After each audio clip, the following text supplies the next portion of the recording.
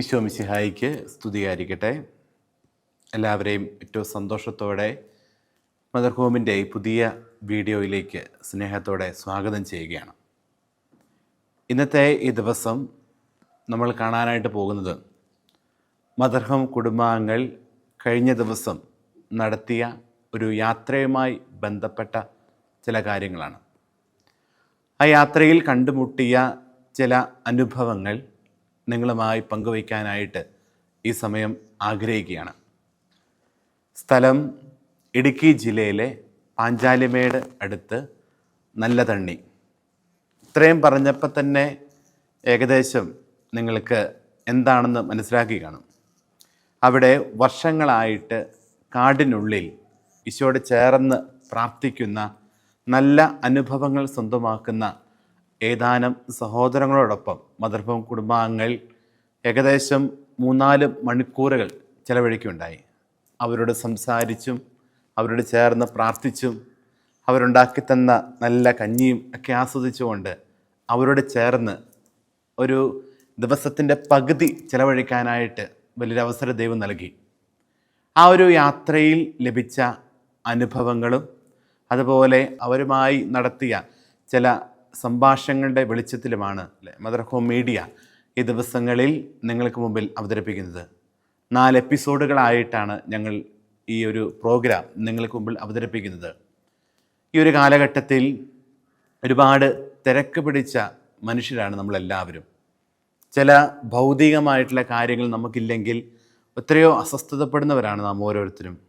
ഫോണില്ലെങ്കിൽ, കറണ്ടില്ലെങ്കിൽ, വെള്ളമില്ലെങ്കിൽ, ഭക്ഷണമില്ലെങ്കിൽ, അല്ലെങ്കിൽ നാളെക്കുറിച്ചുള്ള ആകുലതകൾ കൊണ്ടെല്ലാം ജീവിക്കുന്നവരാണ് നാം ഓരോരുത്തരും. ഇതിനെല്ലാം വ്യത്യസ്തമായി ഇതെല്ലാം ഉപേക്ഷിച്ച്, അതായത് ഈ ലോക കാര്യങ്ങളെല്ലാം ഉപേക്ഷിച്ചുകൊണ്ട് പൂർണ്ണമായി കർത്താവിനോട് ചേർന്ന് നിൽക്കുന്ന ഏതാനും സഹോദരങ്ങൾ. ആ സഹോദരങ്ങളുടെ പേര് ഇപ്രകാരമാണ്: Sunny brother, Johnny brother, Binoy brother, George Kutty brother, Josin, Sibin, Vivek. ഈ സഹോദരങ്ങളെ കാണാനായിട്ടും അവരുടെ സന്തോഷത്തിൽ ചേർന്ന് നിൽക്കാനുമായിട്ട് സാധിച്ചു. ഈ ഒരു കാലഘട്ടം ഇത്രയും നാളുകൊണ്ട് ഏകദേശം 1,00,000-ലധികം ആളുകൾ അവിടെ വന്ന് പ്രാർത്ഥിച്ചും അവരുടെ അനുഭവങ്ങൾ കേട്ടും പുത്തൻ ഉണർവുമായി പുതിയൊരു ആത്മീയ ശൈലിയുമായിട്ട് പോയതാണ്.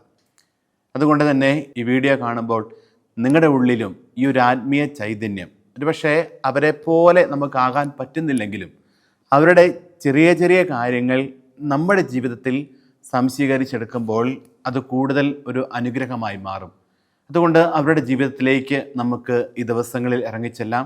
4 എപ്പിസോഡുകളാണ് നിങ്ങൾക്ക് മുമ്പിൽ അവതരിപ്പിക്കുന്നത്. ഈ 4 എപ്പിസോഡുകളിലേക്കും ഏറ്റവും സ്നേഹത്തോടെ നിങ്ങളെല്ലാവരെയും സ്വാഗതം ചെയ്യുകയാണ്. ഇന്ന് നമ്മൾ കാണുവാനായിട്ട് പോകുന്നത് അവരുടെ ആ ജീവിത ശൈലിയിലേക്കുള്ള ഒരു കാൽവെപ്പ് എങ്ങനെയാണ്. ഇതാണ് നമ്മൾ ഇന്ന് എപ്പിസോഡിൽ കാണാനായിട്ട് പോകുന്നത്. നിങ്ങളെല്ലാവരെയും ഏറ്റവും സ്നേഹത്തോടെ ഈ പുതിയൊരു എപ്പിസോഡിലേക്ക് സ്വാഗതം ചെയ്യുന്നു. ഇതിൻ്റെ ഒരു പ്രചോദനം, പിന്നെ നിങ്ങളുടെ ഒരു എക്സ്പീരിയൻസ്. ഈശോയെ കാണുന്നിടത്തേക്ക് നല്ല പൂക്കൾ വെക്കുക, അങ്ങനെ ഒരു അത് ജീവിതത്തിലേക്കും ഒത്തിരി അങ്ങനെ അപ്ലൈ ചെയ്യാനായിട്ട് അങ്ങനെ ഒത്തേ. അപ്പൊ ഞാനിങ്ങനെ ടൂറൊക്കെ പോകുമ്പോഴത്തേന് ഞാൻ ശ്രദ്ധിക്കുന്ന ചേരികളിലും ഒക്കെ ഇങ്ങനെ ആൾക്കാർ വല്ലാതെ ചെറിയ കുടിലുകളൊക്കെ എനിക്ക് ഭയങ്കര സങ്കടമായിരുന്നു അത് കാണുന്നത്.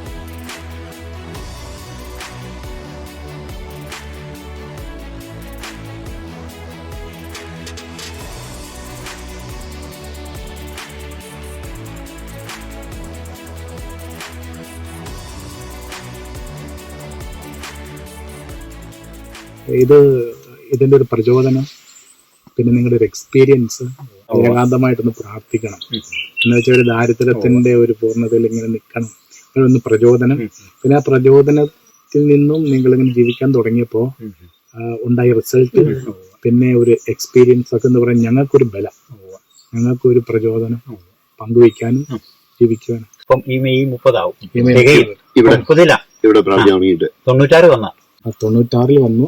96 ഈശോയുടെ ക്രിസ്തു ജയന്തി യഥാർത്ഥത്തിലേ. കാരണം BC 4 ഈശോ ജനിച്ചെന്നല്ലേ പറയുന്നത്. 2000 ആഘോഷിച്ചെങ്കിലുവേ ശരിക്കും അതിനുള്ള ഒരു പ്രചോദനം, ഒരു മെസ്സേജ് ആയിട്ട് കിട്ടിയതാണോ, ഒരു പ്രചോദനമായിട്ട് കിട്ടിയതാണോ, അതോ അതെങ്ങനെ അത് അറിയാനായിട്ട്? അത് ഞങ്ങളിങ്ങനെ ഞാനും മറ്റേ ജോണി ആശുപത്രി പോയുണ്ട്, ബ്രദറും ഇങ്ങനെ സെമിനാറിലായിരുന്നേ. ഒരു കൺവെഞ്ചൽസിന്റെ കൂടെയാ, ഫ്രാൻസിസ്കൻ കൺവെഞ്ചൽസ് അറിയാമല്ലോ, അവരുടെ കൂടെ അവർ ഈ വെളിച്ചാനി അതായിരുന്നു എന്റെ ഇടവക, അവിടെ അവര് വന്ന് തുടങ്ങി. അതെ അതെ അതെ, അവിടെ ഓർക്കുന്നുണ്ട്. അന്നേരം നിർമ്മലാരം അവിടെയാ വന്ന് തുടങ്ങിയതേ.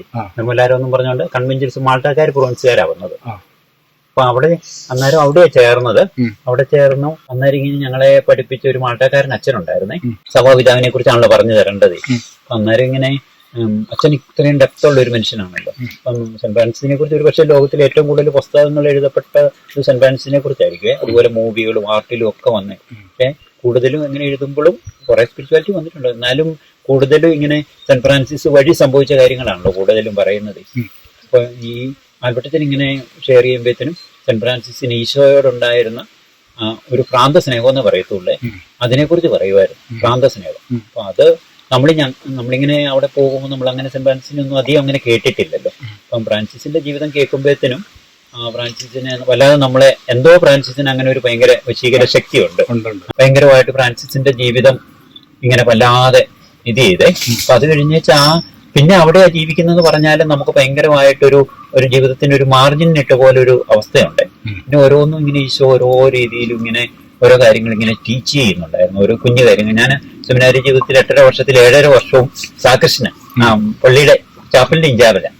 അപ്പൊ അതുകൊണ്ട് ഇപ്പോഴും ഈ അവര് സായിപ്പച്ചന്മാരായിരുന്നുകൊണ്ട് അവർ എല്ലാം ഭയങ്കര വൃത്തിയായിട്ട് ഇടുന്നതുകൊണ്ട് 3/4 സമയവും ചാപ്പലിൽ സ്പെൻഡ് ചെയ്യാനുള്ള ഒരു ഭാഗ്യം കിട്ടി. അങ്ങനെ ഒക്കെ വെക്കുക അങ്ങനെയൊക്കെ ചെയ്യുന്നതേ. ഇങ്ങനെ പൂ വെക്കുന്നതിൽ പോലും ഓരോന്നിങ്ങനെ ഈശോ ഇങ്ങനെ പഠിക്കുന്നുണ്ടായിരുന്നു. നമ്മൾ സാധാരണ അവിടേക്ക് കുർബാന ഇങ്ങനെ ചെല്ലുമ്പോഴേ, അല്ല സക്കരാരിയുടെ അടുത്താണെങ്കിലും നമ്മൾ പൂ വെക്കുമ്പോൾ സാധാരണ ഇങ്ങനെ ഒരു ഷെയ്ഡ് വെച്ചിട്ട് ഇപ്പുറത്താണല്ലോ പൂ വെക്കുന്നത്.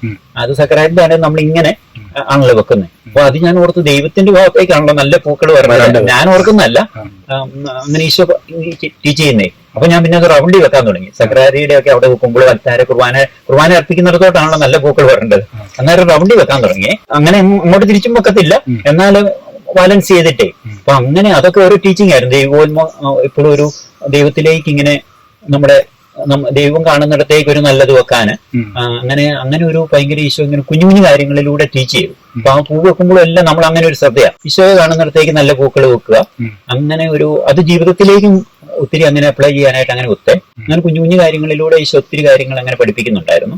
പൊതുവെ അന്ന് എന്റെ മനസ്സിലൊരു വലിയ സങ്കടമായിരുന്നു ഇങ്ങനെ ഈശോയിലേക്ക് ഇങ്ങനെ ആൾക്കാർ വരാത്തതേ, ആർഷഭാരതത്തില് വരാത്തത്. കാരണം അവരുടെ ആർഷഭാരതത്തിന്റെ പ്രാർത്ഥന തന്നെ ഇതായിരുന്നല്ലോ ഈ. അപ്പൊ അന്നാണ് ഞാൻ ഈ റേഡിയോ കൂടി ഇത് കേൾക്കുമ്പോഴത്തേന് തോമസിലിയ എന്ന് ഓർക്കുക. തോമ പോലെയാണല്ലോ കേൾക്കുന്നത്. അപ്പം വാസം പറഞ്ഞ ഭാരതം നൂറ്റാണ്ടുകളായിട്ട് പ്രാർത്ഥിച്ചത് മരണത്തിൽ നിന്ന് ജീവനിലേക്കും അന്ധകാരത്തിൽ നിന്ന് പ്രകാശത്തിലേക്കും അസത്യത്തിൽ നിന്ന് സത്യത്തിലേക്കും, അതിനുള്ള ഉത്തരം തോമസിലിയയുടെ ചോദ്യത്തിനാണല്ലോ കിട്ടുന്നത്.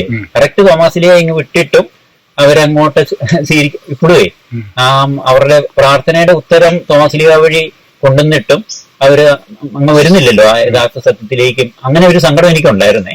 അപ്പൊ അത് ഞാനും ഇങ്ങോട്ട് സെമിനാരിൽ ഡിസ്കണ്ടിന്യൂ ചെയ്യുന്ന റീസൺ ആയിട്ട് എഴുതി കൊടുത്തതും അതാ. ഇങ്ങനെ അന്നേരം പെട്ടെന്ന് അങ്ങനെ വരുന്നതാണ്. അങ്ങനെ ഞാൻ ആലോചിച്ചല്ല. അന്നേരം ഇങ്ങനെ നിത്യവ്രതം കഴിഞ്ഞിട്ടില്ലായിരുന്നു. അപ്പൊ നിത്യവ്രതത്തിന് മുമ്പ് ഇങ്ങനെ അന്നാ ഡിസ്കണ്ടിന്യൂ ചെയ്താൽ പോലും ജനറലച്ചൻ എഴുതി കൊടുക്കണം എന്തിനാ ഇങ്ങനെ ഡിസ്കണ്ടിന്യൂ ചെയ്യുന്നത്. അടുത്ത വ്രതത്തിന്റെ സമയം വരെ നമുക്ക്, അത് കഴിഞ്ഞാൽ പിന്നെ നമുക്ക് ഡിസ്കണ്ടിന്യൂ ചെയ്യാൻ തീരുമാനിക്കുമ്പോഴേ ഇനി മുമ്പോട്ട് എന്ത് എന്നുള്ള ഒരു കൺവീഷനോ ബോധ്യം ഉണ്ടായിരുന്നു? അതുകൊണ്ട് കാരണം ഈ സമയത്തെല്ലാം ഇങ്ങനെ ഭാരതത്തിലേക്ക് ഇറങ്ങിയിട്ടേ, ഭാരതത്തിലേക്ക് ഇറങ്ങിയിട്ട് ഈശോയിലേക്ക് ഇങ്ങനെ ഭാരതത്തെ കൊണ്ടുവരണമെന്നുള്ള വലിയൊരു ഇതുണ്ടായിരുന്നേ. അതിന് നമ്മൾ ഉദ്ദേശിച്ച രീതി ആയിരിക്കും ദൈവം തുടങ്ങുന്നത്. കാരണം ഇവിടെ ഈ കിഴക്കിന്റെ ചൈതന്യം അനുസരിച്ച് ജോൺ പോൾ മാർപ്പാപ്പയൊക്കെ കിഴക്കിന്റെ പ്രകാശം എന്നുള്ള അതിനകത്ത് എഴുതിയിട്ടുണ്ട്. ഇങ്ങനെ ഈ കിഴക്കൻ രാജ്യങ്ങളുടെ, ഭാരതത്തിന്റെയും ചൈനയുടെയും അങ്ങനെയുള്ള രാജ്യങ്ങളുടെ ഇവാഞ്ചലൈസേഷൻ നടക്കേണ്ടത് നമ്മൾ പോയി പ്രീച്ചിങ് എന്നതിനേക്കാളും കൂടുതൽ ആശ്രമ ജീവിതം വഴിയാന്നേ, കണ്ടംപ്ലേറ്റീവ് ലൈഫ് വഴി. കാരണം ഇവിടെ എല്ലാ ആശ്രമങ്ങളിലേക്ക് ആൾക്കാർ വരുമല്ലേ. അന്നേരം വരുമ്പം അങ്ങനെ ഈശോയെ കൊടുക്കാമല്ലോ. അങ്ങനെ മാർപ്പാപ്പ എഴുതിയിട്ടുമുണ്ട്. അങ്ങനെ ഈ നെഗോഷിയേറ്റ് കഴിഞ്ഞ് ഈ പ്രൊഫഷന് മുമ്പ് അവന് ബോധ്യം വന്നു. എന്നിട്ട് ഇങ്ങനെ ഒരു ഹെർമിറ്റൽ ലൈഫിലേക്ക് വരണം അങ്ങനെ വന്നില്ല. അപ്പൊ അങ്ങനെ ഒരു ഇങ്ങനെ അവിടെ നിന്ന് ഇങ്ങനെ ഈശോ നമ്മളെ പ്രേരിപ്പിച്ച് അങ്ങനെ അല്ലാതെ എനിക്ക് അസാധ്യമായിട്ട് തോന്നിയിട്ടുണ്ട്. ഞാൻ സ്വപ്നത്തിൽ കണ്ടിട്ട് പോലും സെമിനാരിയിൽ നിന്ന് പോലും സ്വപ്നത്തിൽ കണ്ടിട്ട് ഞാൻ വേർത്തിട്ടുണ്ട്. യഥാർത്ഥത്തിൽ വേർത്തിട്ടുണ്ട്. സ്വപ്നത്തിലാണ് കാണുന്നിട്ട് സെമിനാരിൽ നിന്ന് ഡിസ്കണ്ടിന്യൂ ചെയ്യുന്നത്. എന്നിട്ട് പോലും ഞാൻ വേർത്തിട്ടുണ്ട് അങ്ങനെ യഥാർത്ഥത്തിൽ. അത് കഴിഞ്ഞിട്ട് വീട്ടിൽ വന്നു. ഈ ഫ്രാൻസിസിന്റെ ഓർമ്മമാണ് നമ്മുടെ ഭാഗത്തുനിന്ന് തോന്നുമ്പോൾ ഈശോ അതുപോലെ സ്നേഹിക്കാനുള്ള ഒരു കൊതി. വീട്ടുകാർക്ക് ഇത് മനസ്സിലായോ? വീട്ടുകാർക്ക് മനസ്സിലായോന്ന് അറിയത്തില്ല. അങ്ങനെ അങ്ങോട്ടെ അങ്ങനെ അത് കഴിഞ്ഞ് വീട്ടിൽ വന്നു. പിന്നെ ഞാനിങ്ങനെ വീട്ടിൽ തന്നെ ഇങ്ങനെ ഒരു 4-5 വർഷം കഴിഞ്ഞാച്ചാ ഞങ്ങൾ ഇവിടെ ഇങ്ങോട്ട് വരുന്നത്. ജൂണി പിന്നെ കുറച്ച് 3 മാസം കഴിഞ്ഞാ പിന്നെ വരുന്നത്. അത് കഴിഞ്ഞ് ഇവിടെ വന്ന് ഞങ്ങൾ 96 വന്നു. അപ്പൊ ഞങ്ങളിങ്ങനെ പൊടിമറ്റത്ത് ഒരു ട്യൂഷൻ സെന്റർ പോലെയൊക്കെ ഉണ്ടായിരുന്നു. അപ്പൊ അവിടെ ഞങ്ങളിങ്ങനെ കുറെ ട്യൂഷൻ സെന്ററിന് വേണ്ടി അല്ലെങ്കിൽ ഒരുമിച്ച് കൂടാനും പ്രാർത്ഥിക്കാനും ഒക്കെ ആയിട്ടുള്ള ഒരു രീതിയിലായിരുന്നേ. അപ്പൊ ആദ്യം എന്റെ ഉള്ളിൽ ഇങ്ങനെ ഒരു പൊളിറ്റിക്കൽ ഇതുപോലെ ഉണ്ടായിരുന്നേ. അപ്പൊ ഗാന്ധിജിയുടെ ഇവരുടെയൊക്കെ ഇത് വായിച്ചിട്ട് അവര് ഗാന്ധിജി പൊളിറ്റിക്സിനെ സ്പിരിച്വാലിറ്റി ആക്കിയ മനുഷ്യനാണല്ലോ. അപ്പൊ പൊളിറ്റിക്സ് വഴി ഇങ്ങനെ ഭാരതത്തെ മുഴുവൻ ഇങ്ങനെ അവരുടെ അടിസ്ഥാന പ്രശ്നങ്ങളെ അഡ്രസ് ചെയ്ത് ഭക്ഷണവും പാർപ്പിടവും വസ്ത്രവും ആ കാര്യങ്ങള്. അപ്പൊ ഞാനിങ്ങനെ ടൂറൊക്കെ പോകുമ്പോഴത്തേന് ഞാൻ ശ്രദ്ധിക്കുന്ന ചേരികളിലും ഒക്കെ ഇങ്ങനെ ആൾക്കാർ വല്ലാതെ ചെറിയ കുടിലുകളൊക്കെ എനിക്ക് ഭയങ്കര സങ്കടമായിരുന്നു അത് കാണുന്നത്. ഞാൻ അല്ലാത്ത ഇതിനേക്കാളും കൂടുതൽ ഇങ്ങനെ പാടങ്ങളിലൊക്കെ തമിഴ്നാട്ടിലോട്ട് കയറി വെറുതെ ഒരു കൗവീന മാത്രം എടുത്തിട്ട് വെറുതെ മെലിഞ്ഞുണങ്ങിയ മനുഷ്യർ ഈ പാടങ്ങളിൽ നിന്ന് അധ്വാനിക്കുന്നൊക്കെ എനിക്ക് ഭയങ്കര ഞാൻ നോക്കുമായിരുന്നു അതെ. അപ്പൊ അന്നേരം അങ്ങനെ ആലുവയിലാണെങ്കിലും ഞങ്ങൾ പഠിക്കുന്ന കാലത്ത് അവിടുത്തെ ആൾക്കാർക്കൊക്കെ ഉടുതുണിക്ക് മറുതുണി ഇല്ലാത്ത രീതിയിൽ വലിയ ഇതില്ല, വസ്ത്രങ്ങളില്ല, ഭക്ഷണവും ഇല്ലേ. അങ്ങനെ ചെറിയ പട്ടിണിയിലാണ് ജീവിച്ചുകൊണ്ടിരുന്നത്. അതെല്ലാം എന്നെ വല്ലാതെ ബാധിക്കുന്നുണ്ടായിരുന്നു. ഞങ്ങളുടെ വീട്ടിലാണേലും അത്ര ഒരു ദരിദ്രാവസ്ഥയുള്ള വീടാണ്. അപ്പൊ നമുക്ക് അങ്ങനെ അന്നേരം സെമിനാരിയിൽ അങ്ങനെ യൂറോപ്യൻസിന്റെ സെമിനാരിയും കൊണ്ടാണ് സമൃദ്ധി ഉണ്ടല്ലോ. അപ്പൊ അതെല്ലാം എന്നെ വിഷമിക്കുന്നുണ്ടായിരുന്നു. അത് കഴിഞ്ഞിട്ടാണ് ഞാൻ ഇങ്ങനെ പോയിരുന്നത്. അന്നേരം ഇങ്ങനെ വന്നപ്പം ഇങ്ങനെ ഇതിനു വേണ്ടി ആദ്യം ഇങ്ങനെ ഗാന്ധിജിയൊക്കെ ചെയ്തപോലെ അഖണ്ഡ ബ്രഹ്മചര്യമൊക്കെ എടുത്ത് ഭാരത പര്യടനമൊക്കെ നടത്തി. അന്നേരം അങ്ങനെയൊക്കെ ചിന്തിച്ച് അങ്ങനെയൊക്കെ പ്ലാൻ ചെയ്തുകൊണ്ട് ഒരു 2-3 വർഷത്തെ ഫിലോസഫി ഇങ്ങനെ. അപ്പൊ ഞങ്ങളിങ്ങനെ ഇടയ്ക്ക് ഇങ്ങനെ രാഷ്ട്രീയ അധികാരത്തിലേക്കൊക്കെ വരുന്നതിനെ കുറിച്ച് ചിന്തിക്കുന്നുണ്ടായിരുന്നു. അപ്പൊ അങ്ങനെ വന്നിട്ട് ഇങ്ങനെ അന്നേരം നമ്മളെല്ലാം ഉപേക്ഷിച്ച് ഈ മനുഷ്യർക്ക് വേണ്ടി മാത്രം ചിന്തിക്കുന്ന ഒരു അവസ്ഥ അല്ലാതെ അതുകൊണ്ട് ഇങ്ങനെ ബാക്കിയൊന്നും വേണ്ടെന്നുള്ള രീതിയിൽ എന്നിട്ട് അവരുടെ ഇതിനെ ഫണ്ടമെന്റൽ ആവശ്യങ്ങളെ അഡ്രസ് ചെയ്യുക, അതോടൊപ്പം ഈശോയുടെ ഒരു ക്രിസ്തു സംസ്കാരവും ഇങ്ങോട്ട് വിതയ്ക്കുക എന്നുള്ള ഒരു രീതിയിലായിരുന്നു ചിന്തിച്ചുകൊണ്ടിരുന്നത്. അപ്പൊ അന്നേരം ഈശോ ഇങ്ങനെ പെട്ടെന്ന് ഉള്ളിൽ ഒരു ചോദ്യം പോലെ ചോദിച്ചു, ശരിയാണ് നിങ്ങൾ ശ്രമിച്ച് ഇങ്ങനെ അധ്വാനിച്ചാല് പ്രേരണയായിട്ടായിരുന്നു, ശബ്ദമായിട്ടല്ല, അധ്വാനിച്ചാൽ നിങ്ങൾക്ക് ഒരുപക്ഷെ ഭാരതത്തിന്റെ ഇങ്ങനത്തെ ഫണ്ടമെന്റൽ ആയിട്ടുള്ള പ്രോബ്ലം ഇതിനെ അഡ്രസ് ചെയ്യാൻ പറ്റുമായിരിക്കും. പക്ഷെ അതുകൊണ്ട് നിങ്ങളുടെ അവരുടെ ആത്മരക്ഷ നേടുക എന്നുള്ളൊരു വലിയ ചോദ്യം ഇതിലോട്ട് വന്നേ. അത് ഭയങ്കര പുണ്യാള ഫ്രാൻസിസിനോട് ചോദിച്ച പോലെ ആയിപ്പോയി. ആത്മരക്ഷ എന്നുള്ള ഒരെണ്ണത്തിനെ കുറിച്ച് അങ്ങ് ചിന്തിച്ചപ്പോഴത്തേനും ശരിയാണല്ലോ, അത് ഭയങ്കര ഒരു ഹൈഡ്രജൻ ബോംബ് വീഴേണ്ട എഫക്റ്റ് ആയിപ്പോയി ഉള്ളില്. അതിനെക്കുറിച്ച് പിന്നെ ധ്യാനിച്ചു. അന്നേരത്തിന് ശരിയാണല്ലോ എന്ന് ഓർത്തെ. അങ്ങനെ ഓർത്ത് അന്നേരം ഈശോ ഇങ്ങനെ ഉള്ളിൽ പ്രേരണ നൽകി, നിങ്ങൾ ഏകാന്തതയിൽ എവിടെയെങ്കിലും പോയി നിങ്ങളെ തന്നെ കണ്ടെത്തി പ്രാർത്ഥിച്ച് ഒരുങ്ങാൻ പറഞ്ഞേ. ഒരുങ്ങാൻ ഒരു പ്രേരണ കിട്ടി. അങ്ങനെ ഇങ്ങോട്ട് വരുന്നത്.